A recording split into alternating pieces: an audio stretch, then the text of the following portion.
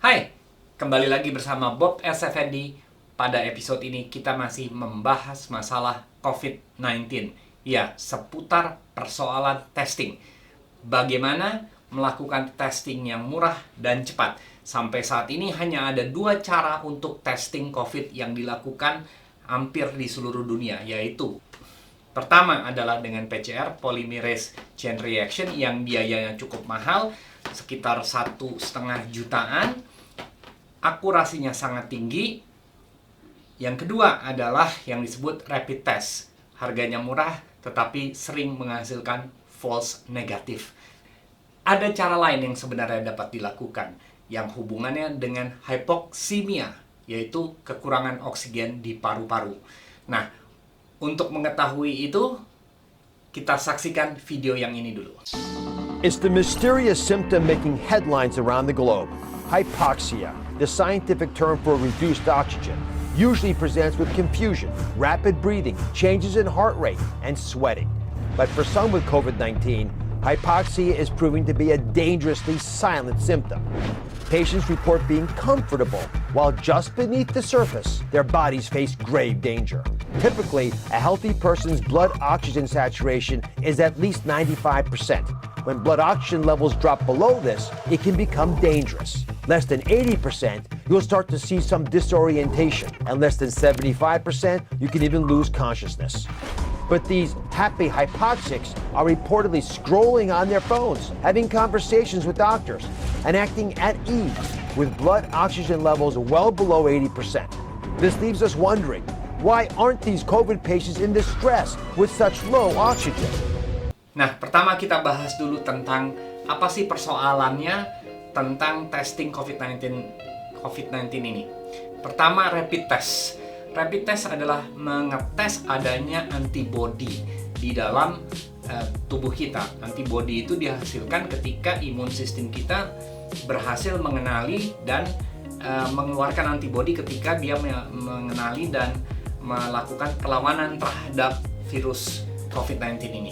Nah, persoalannya adalah ketika virus itu masuk ke dalam tubuh, imun sistem itu tidak segera serta-merta mengeluarkan antibodi. Dia membutuhkan waktu untuk melakukan identifikasi. Nah, identifikasi ini bukan sejam, 2 jam, tetapi berhari-hari, bisa sampai 3-5 hari. Problemnya adalah ketika dalam masa identifikasi ini Anda lalu dilakukan tes rapid test ini, ada kemungkinan hasilnya adalah negatif walau Anda sudah ada virus itu di dalam tubuh. Mengapa? Karena antibodinya belum muncul. Harus diingat, rapid test ini adalah ngetes adanya antibodi. Jadi ketika dia masih melakukan identifikasi, tentunya antibodinya itu belum ada di tubuh Anda. Jadi mungkin menghasilkan negatif yang sebenarnya positif, yang disebut false negatif. Nah, itulah mengapa di dalam SOP atau prosedur rapid test ini Anda harus ditesnya 2 kali dengan jeda kurang lebih 2 minggu antara tes pertama dengan tes berikutnya. Nah, di tes berikutnya diasumsikan ketika Anda sudah ada kena virusnya dan masuk ke tubuh Anda, ya, maka tubuh akan mengeluarkan antibodi within dalam 1-2 minggu tersebut. Maka teridentifikasi apakah Anda positif atau negatif. Problemnya adalah seharusnya antara tes pertama dan tes kedua Anda harus diisolasi, sehingga ketika tes pertama Anda tes pertama adalah negatif, ya, seharusnya Anda tidak berinteraksi. Anda di sini melakukan isolasi, baru melakukan tes kedua. Sehingga kalau di tes pertama Anda negatif, lalu di tes kedua Anda tetap negatif, sementara in between ini Anda melakukan isolasi, nggak ada kontak, dapat dipastikan Anda benar-benar negatif. Tetapi bila mana Anda tes pertama negatif, mungkin benar-benar ini negatif, lalu Anda ketika selang waktu Anda tetap berinteraksi sama orang di luar, Anda tidak melakukan isolasi, mungkin di dalam masa jeda ini Anda terekspos. Nah, sehingga ketika Anda melakukan tes kedua, ya, sesungguhnya Anda sudah terekspos dengan virus. Tetapi pada saat dilakukan tes kedua, ya, imun sistem Anda masih melakukan identifikasi, sehingga hasilnya negatif. Jadi negatif di pertama benar-benar negatif karena memang belum terekspos dengan virus. Lalu di tes kedua, kemungkinan Anda sudah terekspos tetapi masih masa identifikasi. Sehingga apa yang terjadi? Di dua-duanya Anda negatif. Dan pada saat itu Anda mengatakan, Alhamdulillah, wah saya negatif. Maka Anda pulang dengan gembira. Problemnya tiba-tiba seminggu kemudian Anda muncul gejala. Ya, muncul gejala dan akhirnya masuk rumah sakit. Anda marah-marah, dok gimana? Saya dites dua-duanya negatif, kok tiba-tiba saya jadi punya gejala? Banyak sekali kejadian ini. Bahkan menurut para ilmuwan, rapid test itu 15% adalah false negatif. 15% false negatif ini adalah walaupun orang melakukan isolasi ya, tetap ada 15% false negatif ya. Karena memang keakurasian rapid test ini tidak seakurat PCR karena dia mengetes antibody. Apalagi ditambah bila mana Anda tidak melakukan isolasi. Jadi banyak sekali kasus di mana udah 2 kali negatif, ternyata akhirnya ada gejala dan masuk rumah sakit. Nah, inilah problem dengan rapid test ini ya. Nah, memang murah sih, memang murah. Biasanya rapid test ini dipakai adalah untuk setelah pandemi ini selesai, yaitu untuk istilahnya studi epidemiologi. Jadi artinya untuk mengetes berapa luas penyebarannya di masyarakat, ya.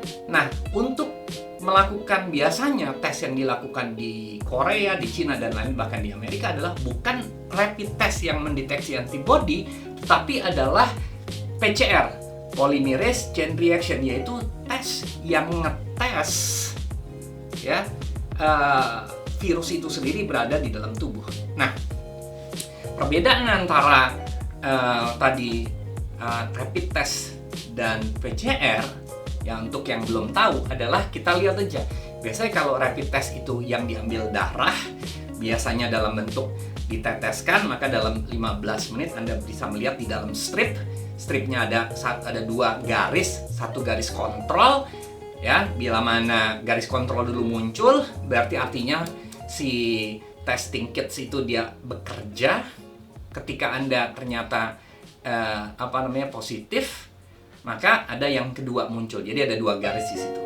Itu Anda bisa lihat. Yang berikutnya adalah PCR itu adalah ngetes RNA virus itu sendiri. Jadi dia bukan ngetes antibody, tetapi ngetes adanya virus itu sendiri di dalam tubuh. Yang diambil biasanya testingnya bukan darah, tetapi swab, dimasukin ke hidung, diambil pakai panjang begini, dimasukin ke hidung, di swab dalam hidung ini, dan dimasukkan di tes ke laboratorium. Dan hasilnya biasanya bukan menit, hitungan orde menit, tapi orde jam. Dulu bisa 2-3 hari, tetapi sekarang sangat cepat, beberapa jam saja. Nah, jadi yang dilihat di sini di dalam laboratorium dicari RNA-nya, RNA daripada virus ini, sehingga PCR ini hasilnya lebih akurat dan dapat dilakukan kapan saja dan di mana saja. Tentunya ketika Anda dites PCR ini sama it's in moment in time, artinya adalah adanya virus pada saat itu. Bukan berarti besok, lusa dan lain-lain Anda nggak akan terkena lagi gitu ya. Nah, problemnya dua-duanya ini menjadi ada problem ya. Artinya tentunya yang terbaik adalah PCR, tapi PCR problemnya adalah mahal, 1,5 jutaan dan mungkin tidak semua orang mampu gitu ya. Nah, tetapi namun inilah yang sebenarnya harus dilakukan pemerintah, artinya secara besar-besaran yang harus dites adalah PCR, bukan rapid test sebenarnya ya. Nah, jadi rapid test ini sebenarnya adalah indirect test. Kalau PCR adalah direct test. Nah, ada tes lain, indirect test lainnya sebenarnya yang bisa dilakukan, namun tidak banyak terlalu dibahas. Ini dengan konsep yaitu hypoxemia. Jadi ternyata ketika suatu virus itu masuk ke dalam tubuh, ya, dia menyerang paru-paru sehingga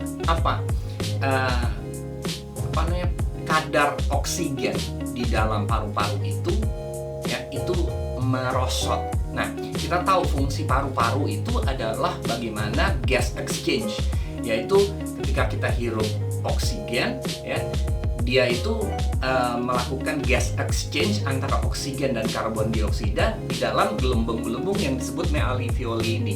Nah, ketika terserang COVID-19, gelembung-gelembung ini gagal melakukan gas exchange tersebut antara oksigen dan karbon dioksida, sehingga saturasi oksigen di dalam darah itu menurun.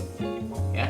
Nah, rata-rata orang normal saturasi oksigen itu harusnya berada di 99 sampai 98. Minimum harus di 95%. Artinya, orang sehat itu dalam keadaan rileks dan tenang, bukan dalam keadaan olahraga, harusnya saturasi oksigen itu di atas 95%.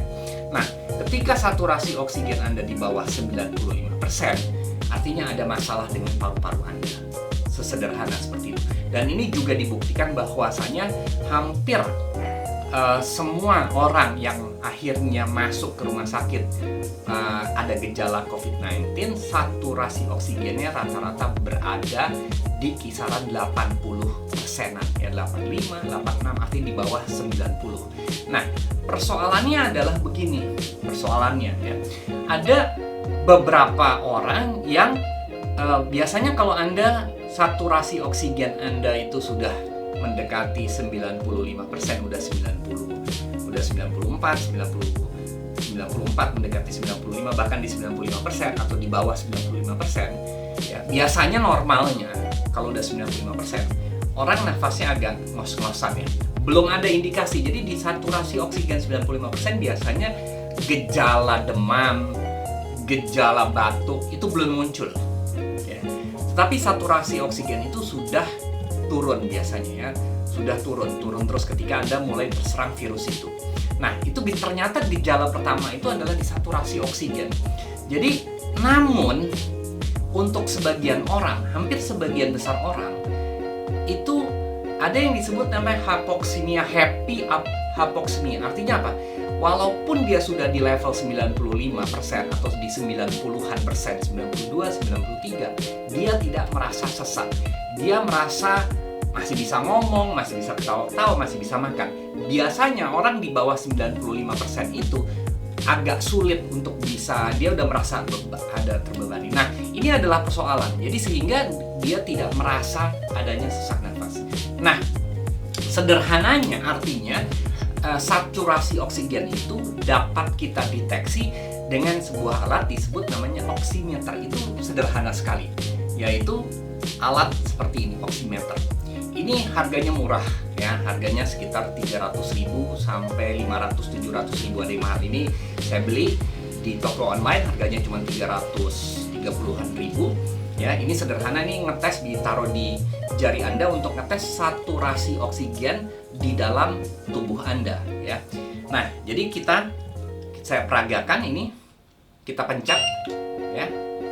Kita pencet. Ya. Kita buka, kita taruh jari kita di sini. Maka kita bisa lihat di sini ya. Kita bisa lihat dia mendeteksi sebentar. Kalau Anda lihat di sini, saturasi oksigen saya di 90%, 98-90%. Kita bisa lihat, kita zoom di sini, apakah terlihat? Ya, saturasi oksigen. Nah, berarti ini 99%. Jadi artinya kita bisa lihat dengan mudah sekali keadaan saya. Di angka yang di bawah adalah pulse. Ini pulse, detak jantung ya.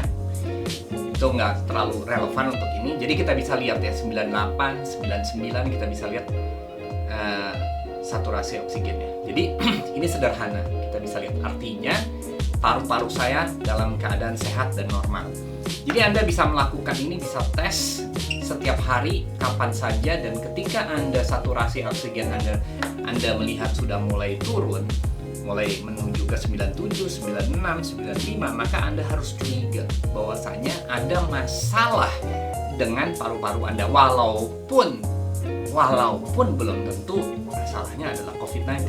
Tetapi mengingat sekarang masanya COVID-19, mengingat kasus ini, maka Anda harus sudah curiga dan menduga bahwasanya Anda terkena COVID-19. Nah, ini cara yang sederhana, murah dan mudah untuk bagaimana mengetahui apakah Anda terkena COVID-19. Jadi cara yang indirect ways. Nah, ini adalah hal-hal yang mungkin bisa bermanfaat. Keep safe, keep healthy, and stay home.